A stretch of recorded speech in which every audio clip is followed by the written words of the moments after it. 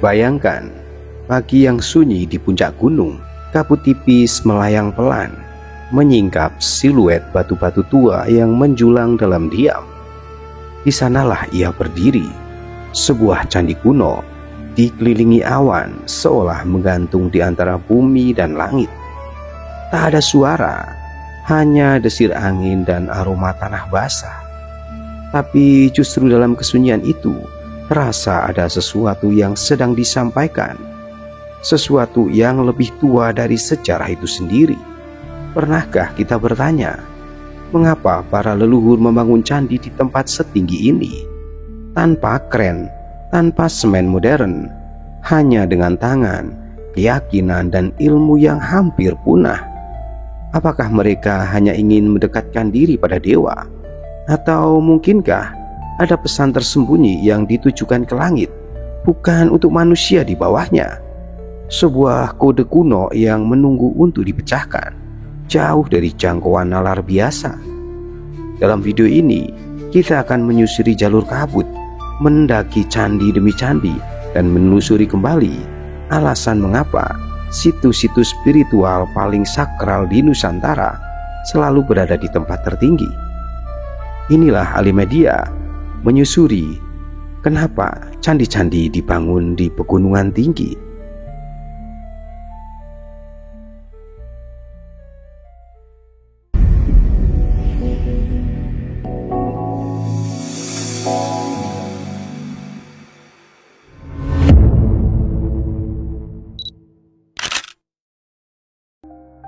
Kita sering diajari bahwa candi adalah tempat sembahyang, tapi anggapan itu sebenarnya terlalu menyederhanakan fungsi sebuah bangunan yang begitu kompleks, megah dan syarat simbol.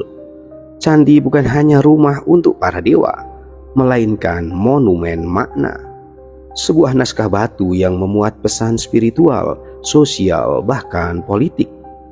Candi adalah medium yang menghubungkan manusia dengan langit, sekaligus pengingat kepada rakyat siapa yang memerintah atas restu langit. Mari kita lihat Borobudur sebagai contoh. Dengan struktur bertingkat 9 yang mengarah ke puncak, ia bukan hanya tempat ritual, tapi semacam kalender spiritual. Reliefnya menggambarkan kisah hidup Buddha, perjalanan menuju pencerahan, dan pengulangan siklus kehidupan. Menurut Jos Coetzee, sejarawan Prancis yang meneliti Asia Tenggara, pembangunan Borobudur erat kaitannya dengan upaya dinasti Shailendra untuk menunjukkan kekuasaan suci yang berakar pada ajaran kosmis. Candi ini bukan hanya tempat ibadah, tapi juga lambang kuasa dan pengatur waktu untuk ritual negara. Hal ini diperkuat oleh Dekung Santikarma, antropolog budaya yang melihat candi sebagai instrumen kekuasaan yang dibungkus spiritualitas. Dalam pandangan ini, para raja membangun candi untuk menunjukkan kedekatan mereka dengan langit. Mereka tidak sekadar berkuasa, tapi berhak memerintah karena dianggap sebagai titisan atau wakil dari kekuatan ilahi. Setiap struktur candi dibangun dengan perhitungan waktu, musim, bahkan posisi bintang, menunjukkan kecanggihan arsitektur sekaligus pengetahuan kosmologis. Dalam buku Sejarah Arsitektur Nusantara, candi digambarkan bukan sekadar sebagai gedung fungsi, tetapi sebagai struktur pesan. Ia berbicara tentang waktu, arah, dan kekuasaan. Maka saat kita melihat sebuah candi berdiri sunyi di antara pegunungan atau di tengah hutan, bayangkan bukan sekadar sebuah kuil, tapi sebuah proklamasi kuno bahwa kekuasaan tidak datang dari bawah, melainkan dari langit, dan para raja hanya bertugas meneruskannya ke bumi.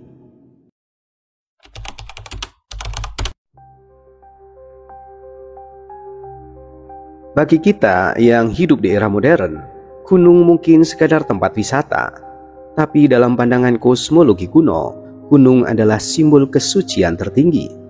Dalam Hindu dan Buddha, konsep Gunung Meru menempati posisi sentral sebagai poros semesta, pusat dari segala alam, tempat para dewa bersemayam. Disinilah ide spiritualitas bertemu dengan arsitektur. Candi dibangun menyerupai gunung karena ingin meniru struktur semesta, dari dunia bawah, dunia manusia, hingga ke alam dewa. Candi-candi seperti Borobudur tidak dirancang sembarangan. Ia dibangun bertingkat-tingkat bukan hanya karena estetika, tapi sebagai representasi kosmos spiritual. Tingkat dasar menggambarkan Kamadhatu, dunia nafsu dan keinginan. Naik sedikit ke atas kita masuk ke Rupadhatu, dunia bentuk. Dan di puncaknya Arupadhatu, dunia tanpa bentuk, simbol pencerahan tertinggi. Ini bukan sekadar perjalanan fisik menaiki tangga, tapi perjalanan batin mendaki kesadaran, meninggalkan duniawi menuju ilahi. Hal ini diperkuat dalam teks-teks kuno seperti Wastu Sastra yang menekankan bahwa arsitektur suci harus mencerminkan tatanan alam semesta. Dalam banyak budaya Asia, termasuk di India dan Indonesia, mendaki gunung bukan kegiatan rekreasi, tetapi ritus suci, sebuah cara untuk menanggalkan ego dan mendekatkan diri pada keheningan langit. Bahkan dalam mandala, susunan simbolik alam semesta, bentuk gunung menjadi inti dari kontemplasi spiritual. Contoh paling nyata adalah Candi Gedong Songo, berdiri berderet di lereng Gunung Ungaran. Bukan kebetulan tempat ini dipilih. Lokasinya jauh dari hiruk-pikuk dunia, tersembunyi di balik kabut, seolah menguji siapa yang cukup tekun untuk menapaki jejak para resi. Menurut legenda lokal, para pertapa dan resi datang ke sana bukan untuk membangun kuil besar, tapi untuk menyatu dengan alam, menerima wahyu dari langit, dan melepaskan diri dari siklus samsara. Gunung dalam konteks ini bukan sekadar tempat tinggi, tapi gerbang menuju kesunyian yang ilahi.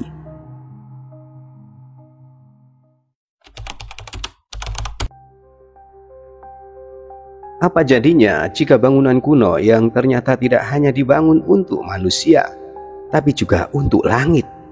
Di banyak candi besar di Nusantara, susunan struktur arsitektur mereka tidak acak. Ia mengikuti pola tertentu terkait arah mata angin, pergerakan matahari, dan bahkan siklus waktu kosmik. Candi Borobudur misalnya memiliki poros utama yang mengarah ke barat dan timur, sejajar dengan matahari terbit saat equinox. Sementara Candi Prambanan seperti dikaji arkeoastronom Dr. Giulio Magli juga memperlihatkan penyesuaian terhadap titik balik matahari dan fenomena langit. Lebih dari sekadar seni bangunan, ini adalah bentuk komunikasi antara manusia dan jagat raya. Dalam jurnal Archaeoastronomy and Ancient Technologies disebutkan bahwa banyak candi klasik di Jawa mengandung unsur penanda waktu, baik itu melalui bayangan, sudut sinar matahari, atau garis simetri terhadap langit. Bahkan Candi Sukuh yang terletak di lereng Gunung Lawu memiliki bentuk mirip piramida dan orientasi unik yang mengarah pada fenomena astronomi tertentu, sehingga kerap disebut sebagai Stonehenge-nya Jawa. Namun tak semua orang melihat candi hanya dari sisi ilmiah. Dalam pandangan spiritual alternatif, ada keyakinan bahwa tempat-tempat seperti Borobudur, Prambanan, dan Gedong Songo dibangun di atas ley lines, jalur energi bumi yang dipercaya menghubungkan titik-titik sakral di seluruh dunia. Konsep ini memang belum sepenuhnya diterima oleh arkeolog konvensional, tapi diyakini oleh banyak tradisi esoterik. Arsitek alternatif seperti Paul Devereux menyatakan bahwa bangunan besar kuno sengaja diletakkan di titik-titik di mana medan energi bumi bertemu. Menariknya, gagasan ini punya kemiripan global. Machu Picchu di Peru, piramida Giza di Mesir, dan Stonehenge di Inggris, semuanya dibangun di ketinggian, terarah pada benda langit, dan diyakini punya fungsi spiritual sekaligus astronomis. Apakah nenek moyang kita di Nusantara juga menyimpan rahasia yang sama? Bahwa candi bukan sekadar tempat pemujaan, tetapi alat kalibrasi antara bumi dan langit, peta perjalanan jiwa menuju asalnya.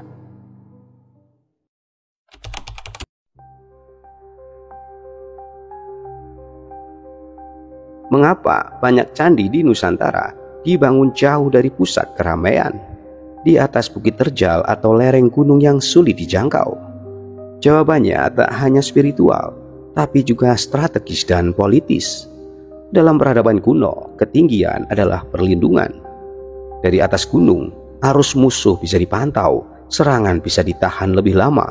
Posisi seperti ini menjadikan candi simbol kekuasaan yang tak hanya terlihat megah, tapi juga tak mudah diserang. Dalam konteks geopolitik Jawa kuno yang syarat konflik antar kerajaan, pembangunan candi di tempat tinggi mungkin juga bagian dari strategi pertahanan pasif. Namun candi bukan sekadar benteng, ia juga monumen politik dan spiritual yang menyampaikan pesan. Kekuasaan raja bukan hanya di bumi, tetapi juga disahkan oleh langit. George Coet dalam bukunya The Indianist States of Southeast Asia menulis bahwa raja-raja di Asia Tenggara menggunakan arsitektur monumental untuk melegitimasi kekuasaan ilahi mereka. Candi dengan lokasi yang mencakar langit seolah mengafirmasi, aku penghubung antara dunia dan dewa. Tapi membangun candi di lokasi seperti itu tidak mudah. Butuh logistik yang luar biasa rumit. Batu-batu besar harus diangkut dari kaki gunung, ribuan tenaga kerja dikerahkan, dan perencanaan geometris dilakukan tanpa teknologi modern. Arsitekturnya dirancang sedemikian rupa agar stabil di lereng curam, tahan gempa, dan tetap presisi secara simbolik. Dr. Agus Aris Munandar, arkeolog dari Universitas Indonesia, menyebutkan bahwa pembangunan candi besar seperti Borobudur melibatkan rekayasa fondasi berlapis dan sistem drainase tersembunyi yang luar biasa canggih untuk zaman itu. Maka saat kita mendaki menuju candi, kita tak hanya menapaki batu-batu tua, kita sedang menapaki jejak dari keputusan-keputusan besar yang memadukan kebijaksanaan spiritual, kecerdikan teknik, dan hasrat politik. Candi dibangun tinggi bukan tanpa sebab. Ia adalah panggung sakral, tempat langit dan bumi saling menatap, dan para raja menulis takdir mereka dengan batu.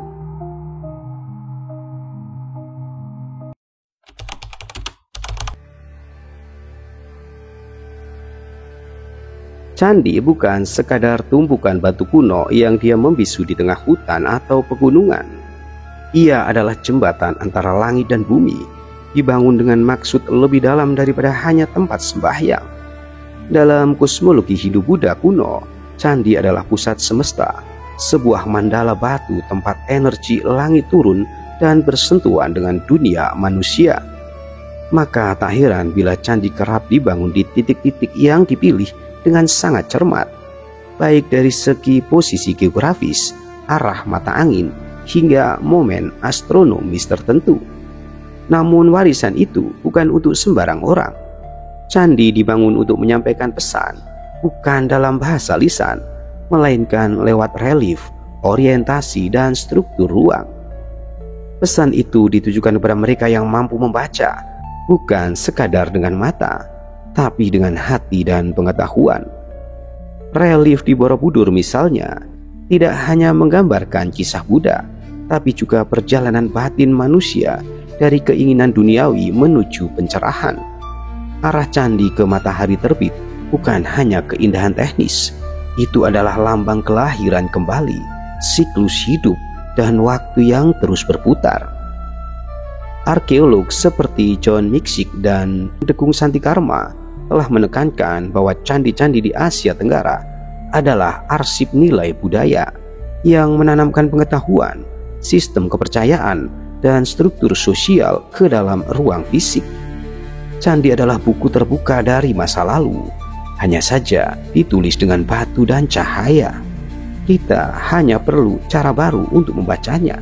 Setiap lekuk ukiran adalah kalimat, setiap pintu dan tangga adalah bab, dan setiap arah yang dihadapkan bangunan adalah penunjuk waktu dan arah spiritual. Jadi, candi bukanlah bangunan mati, ia adalah pesan hidup dari langit, dikodekan dalam batu, ditanam di bumi, dan diwariskan kepada manusia yang mau bertanya. Mungkin ia tak menunggu disembah, ia hanya menunggu dipahami.